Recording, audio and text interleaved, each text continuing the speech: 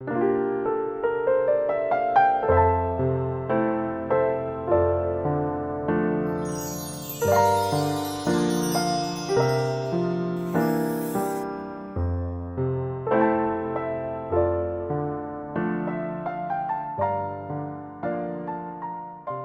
창세기 16장 1절에서 16절까지 말씀을 교독합니다. 아브라함의 아내 사레는 출산하지 못하였고 그에게 한 여종이 있으니 애굽 사람이요 이름은 하갈이라. 사레가 아브라함에게 이르되 여호와께서 내 출산을 허락하지 아니하셨으니 원하건대 내 여종에게 들어가라.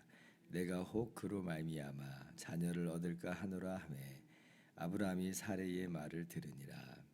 아브라함의 아내 사레가 그 여종 애굽 사람 하갈을 데려다가 그 남편 아브라함에게 첩으로 준 때는 아브라함이 가나안 땅에 거주한 지 10년 후여더라. 아브라함이 하갈과 동침하였더니 하갈이 임신하매 그가 자기의 임신함을 알고 그의 여주인을 멸시한지라. 사레가 아브라함에게 이르되 내가 받는 모욕은 당신이 받아야 옳도다. 내가 나의 여종을 당신의 품에 두었거늘 그가 자신의 임신함을 알고 나를 멸시하니 당신과 나 사이에 여호와께서 판단하시기를 원하노라.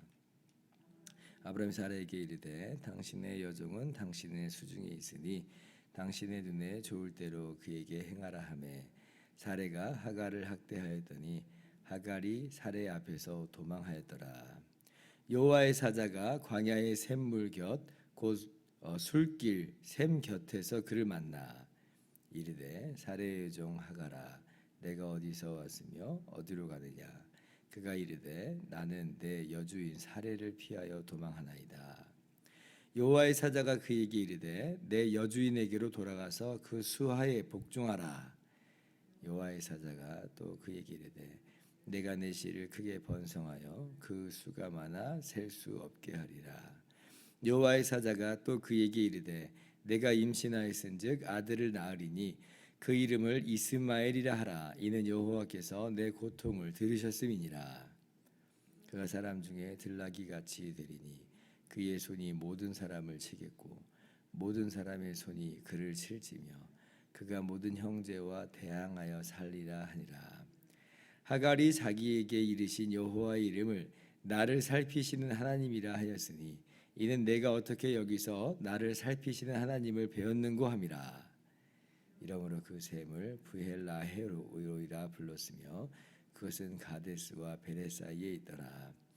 하갈이 아브라함의 아들을 낳음에 아브라함이 하갈이 낳은 그 아들을 이름하여 이스마엘이라 하였더라. 하갈이 아브라함에게 이스마엘을 낳았을 때에 아브라함이 86세였더라. 아멘. 할렐루야.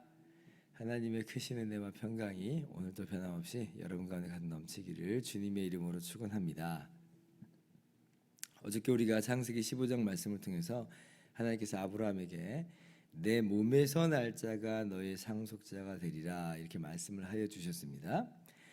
그런데 여전히 아브라함은 특별히 사라는 자녀를 낳을 수가 없었습니다. 지금 뭐 어떤 조짐도 보이지 않은 것처럼 보여요.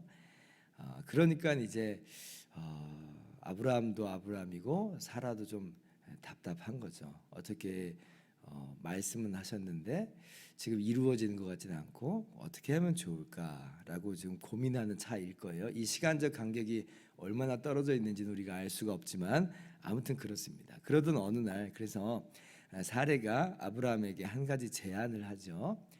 내 여종을 첩으로 삼으라. 좀 더 정확하게는 이제 둘째 아내를 얻으라. 이제 이런 말입니다. 하나님께서 나의 출산을 막으셨으니까 이 여종을 통해서라도 내가 자식을 두겠다라고 하는 그런 얘기죠. 나름대로는 묘안을 좀 도출한 것으로 생각을 할 수도 있겠습니다. 자기 딴에는 이 방법밖에 없겠다. 이 방법이면 되겠다라고 생각을 했겠죠. 한번 생각을 해봐요. 얼마나 참 조급한 마음이었으면, 얼마나 좀 다급한 마음이었으면 그랬을까. 여자가, 아내가 나 말고 다른 아내를 두시오. 남편한테 이렇게 말을 한다는 게 이게 뭐 말이나 되겠어요? 이거는 뭐 사실은 어지간한 계기가 아니면 그런 일은 없을 겁니다. 어떤 아내가 세상에 그렇게 할 수가 있겠어요. 근데 사례가 먼저 이렇게 나섰다고 하는 것은 그만큼 사례의 마음 가운데 고통이 있다는 걸 우리가 좀 알 필요가 있어요. 오늘 이 말씀을 가지고 그냥 너무 쉽게 사례 너 그렇게 하면 안 되는 거야. 물론 그렇게 하면 안 되죠. 안 되는 건데 그런데 사례 마음 가운데 있는 고통을 좀 헤아려 볼 필요는 우리가 분명히 있다라고 하는 거예요.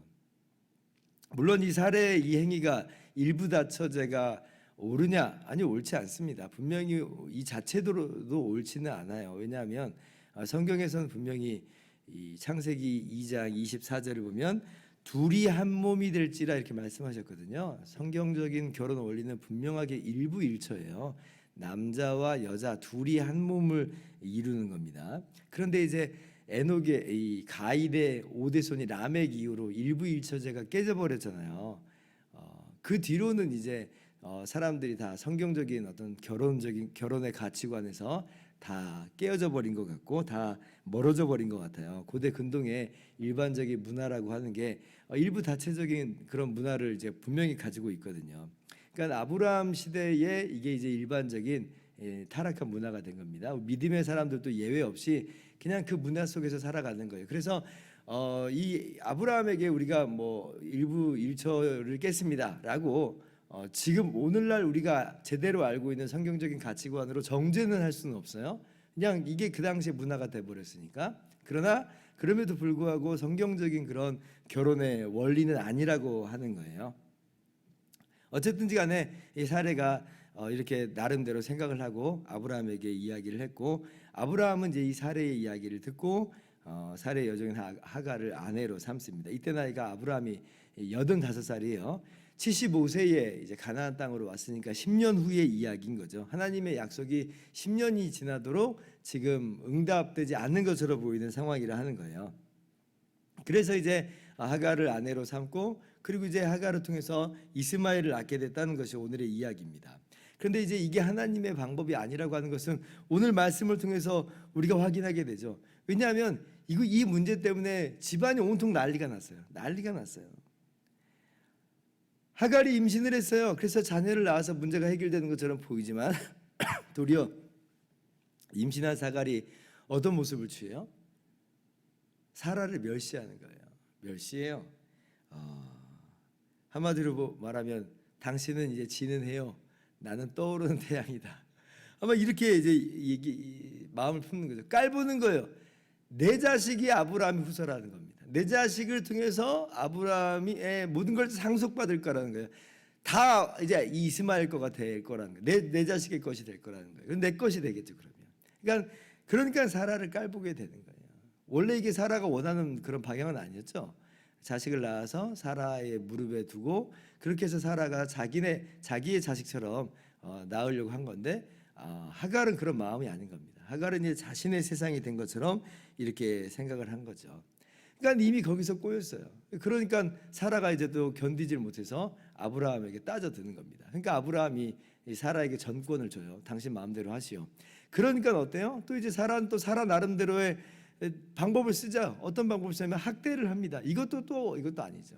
문제를 해결한답시고 나서는 방법이 다른 사람을 학대하는 것이다. 이것도 올바른 방법이 아니에요. 그러니까 지금 엉망진창이 돼버렸어요.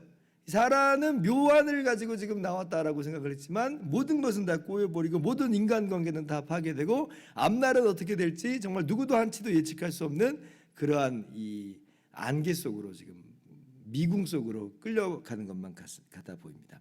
이 장면들을 보면 꼭 우리의 삶의 모습을 보는 것과도 같아요. 우리가 하나님의 때를 기다리지 못하고 조급한 마음으로 이런 방법 저런 방법을 씁니다. 심지어는 성경적인 가치관에서 떠난 그런 방법도 서슴지 않고 우리가 사용을 해버린단 말이에요.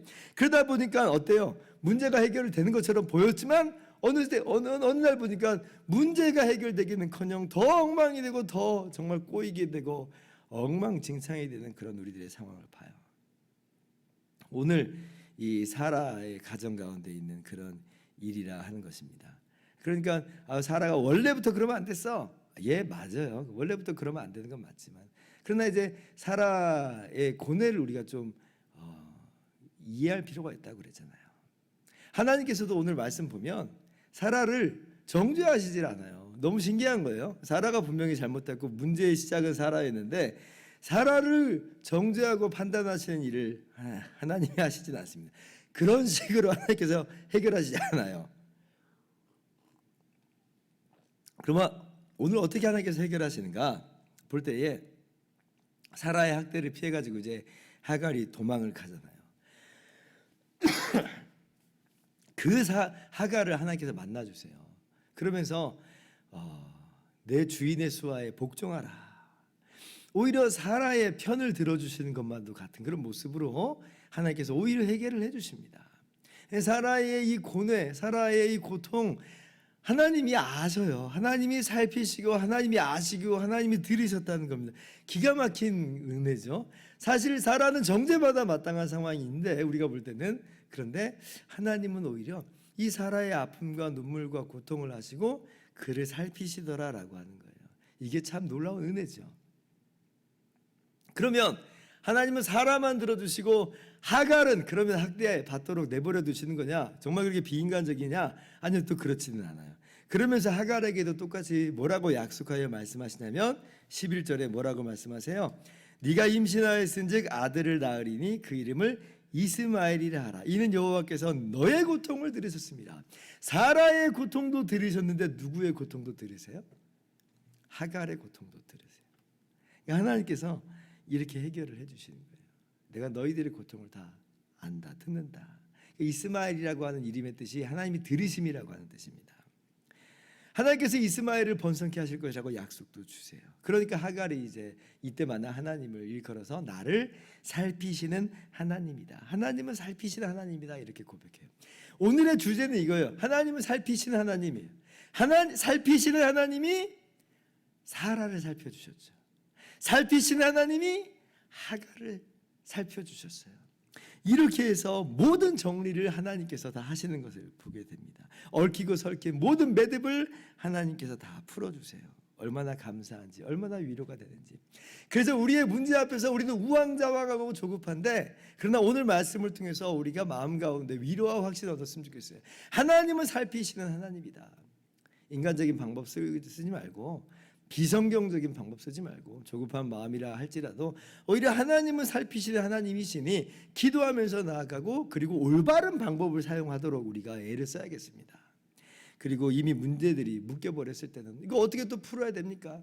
낙심하고 좌절하기보다는 나를 살피시는 하나님 해결하여 주십시오. 기도하면서 우리가 계속 기대하면서 나가는 거예요. 그리고 하나님께서는 과연 이 모든 매듭들을 풀어줄 줄을 믿습니다. 기도하겠습니다.